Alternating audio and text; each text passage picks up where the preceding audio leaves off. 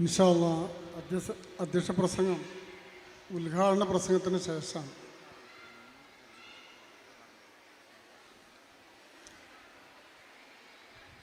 നമ്മൾക്ക് ഈ സംഗമം നമ്മൾ നടത്താൻ കാരണക്കാരൻ യഥാർത്ഥത്തിൽ ആലിഹാജി കുഴിപ്പുറാണ്, നമ്മുടെ ഉപദേശക സമിതി ചെയർമാനാണ്. ഈ സംഗമം മാത്രമല്ല, ഇതിനു മുമ്പുണ്ടായിരുന്ന 2 സംഗമവും നടത്താൻ യഥാർത്ഥത്തിൽ കാരണക്കാരൻ ആലിഹാജിയാണ്. നമുക്കറിയാമല്ലോ, ഇതിനൊരു വൻപിച്ച ഭാരിച്ച ചിലവ് വരും.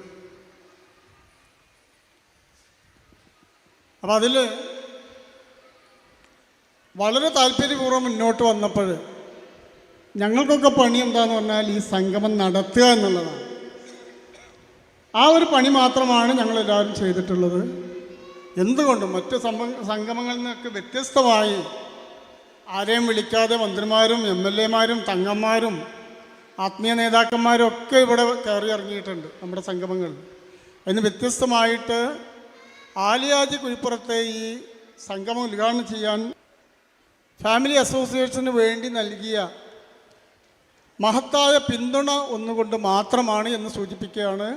ഇതിൻ്റെ ഔപചാരികമായ ഉദ്ഘാടന കർമ്മം നിർവഹിക്കാനും ഉദ്ഘാടനം മാത്രമല്ല, നമ്മൾ